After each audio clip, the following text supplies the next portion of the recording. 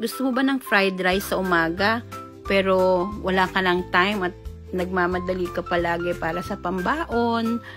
So, ito lang, madali lang ito. Lutuin natin sa rice cooker. So, I have 3 cups of basmati rice.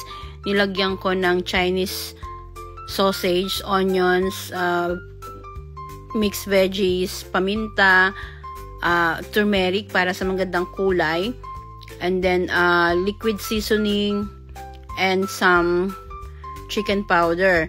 So, for the 3 cups of basmati, lagyan mo ng 6 cups water, 1:2. Pero kung ang gagamitin mo ay jasmine, for 3 cups of jasmine, 4 cups water.